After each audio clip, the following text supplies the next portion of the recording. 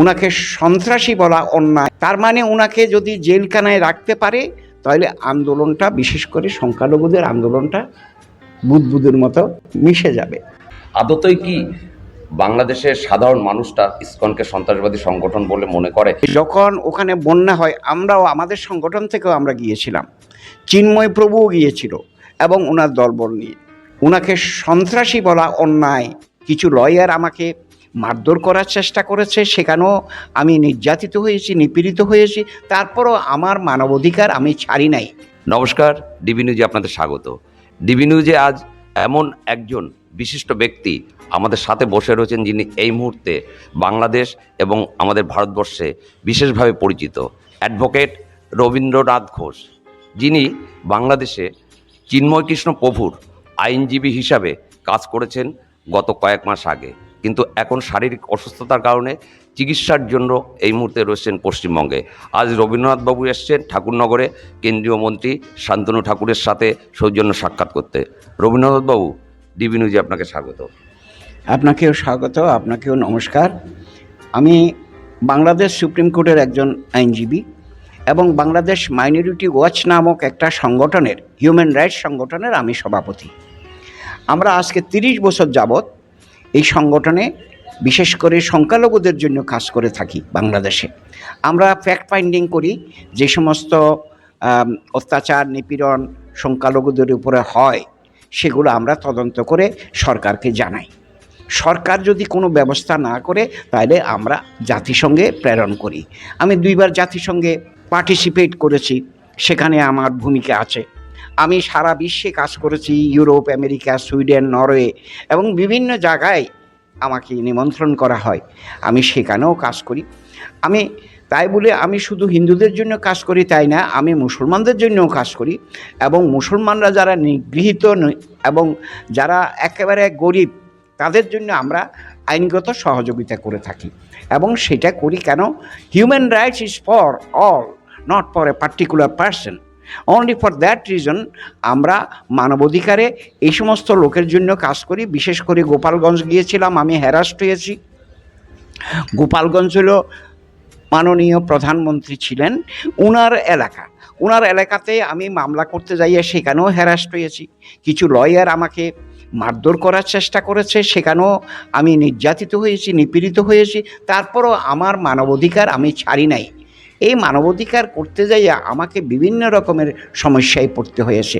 ইদানিং আপনারা জানেন, এই যে চট্টগ্রামে চিন্ময় প্রভুকে যখন একটা মামলা দিয়ে তাকে অ্যারেস্ট করা হলো, সেই মামলায় যখন আমরা আইনজীবী হিসাবে আমাদের দায়িত্ব পালনের জন্য কোর্টে আমরা আমাদের দায়িত্ব পালন করাকালীন সময়ে আমাদেরকে কিছু আইনজীবী হেনস্থ করেছে এবং অত্যন্ত দুঃখজনক হলো সত্য। এই যে 71 সালে মুক্তিযুদ্ধ করেছি দেশের জন্য, আমি মুক্তিযুদ্ধ করে আমরা কি পেলাম?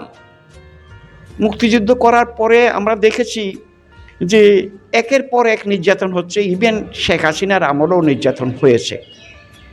আমার এখন নিবেদন হচ্ছে সারা পৃথিবীর মানুষের কাছে, সারা পৃথিবীর বিশেষ করে যারা মানবাধিকারে বিশ্বাস করে, যারা গণতন্ত্রে বিশ্বাস করে, তাদের কাছে নিবেদন হলো আমাদের যে সকল লোকের সমান অধিকার দিতে হবে। আমরা মাইনরিটি হিসাবে আছি, আমাদের সংখ্যাই কম, আমরা এখনও পর্যন্ত 1.5 কোটি লোক বসবাস করি বাংলাদেশে। সেই 1.5 কোটি লোককে ফেলে আমরা ভারতবর্ষে আসবো না। আমরা ভারতবর্ষে এসেছি এই কারণে, যেহেতু আমি অসুস্থ, যেহেতু আমার কাছে অনেক মিডিয়া আসছে, কিন্তু তাদের কাছে আমাদের নিবেদন হলো, বিশেষ করে যারা আছে এখন সারা বাংলাদেশে ছড়িয়ে ছিটিয়ে 1.5 কোটি 2 কোটির মতো, তাদের যাতে তাদের যাতে নিরাপত্তার বিধান করা হয়। আপনার বয়স তো 75 বছর। 75। এই বয়সে এসে অসুস্থ শরীরে এতটা এনার্জি পান কি করে? আমি এটা ভগবান দিয়েছে, আমি আপনাকে বলতে পারি। যারা ভিকটিম, যারা নির্যাতিত হয়েছে, তারাই আশীর্বাদ করে এবং তাদের আশীর্বাদের কারণে যেহেতু তাদের মেয়ে ফেরত পাচ্ছে, জায়গা ফেরত পাচ্ছে, ঘর ফেরত পাচ্ছে, এরকম অনেক ঘটনাগুলো তদন্ত করে আমরা সেই কাজগুলো করেছি আজকে 30 বছর। তো চিন্তা করতে পারেন আমাদের কাজ কিন্তু থামে নাই। আমাদের ওখানে মানবাধিকার কর্মীরা আছে, এখনো পর্যন্ত তারা লড়াই করে যাচ্ছে। তারা এখনো পর্যন্ত মানুষের জন্য নিবেদিত এবং সবসময় তারা তাদের পাশে দাঁড়িয়ে তাদের অধিকার প্রতিষ্ঠা করার জন্য চেষ্টা করে যাচ্ছে। আর একটা কথা, চিন্ময় কৃষ্ণ প্রভুর কেসটা এখন কোন পর্যায়ে আছে বলে আপনার কাছে খবর আছে? আমি যখন চিন্ময় কৃষ্ণ প্রভুর জন্য চট্টগ্রামে মামলাটা করতে যাই, তখন তো হেনস্থ হয়েছি।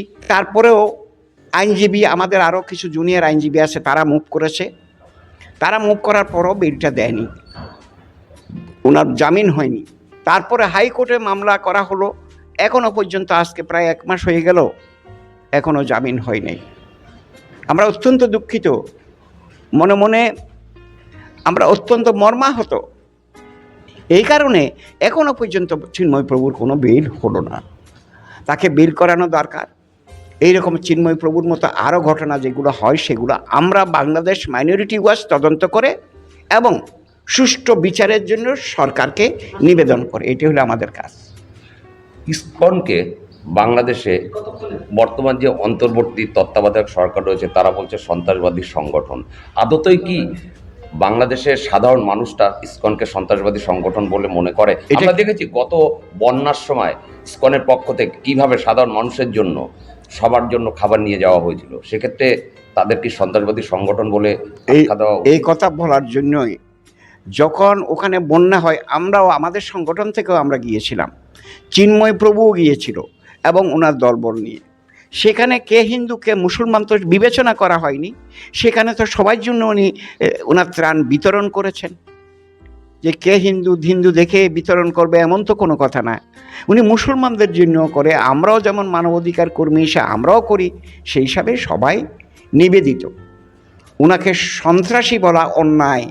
তার মানে ওনাকে যদি জেলখানায় রাখতে পারে, তাহলে আন্দোলনটা, বিশেষ করে সংখ্যালঘুদের আন্দোলনটা বুদবুদের মতো মিশে যাবে।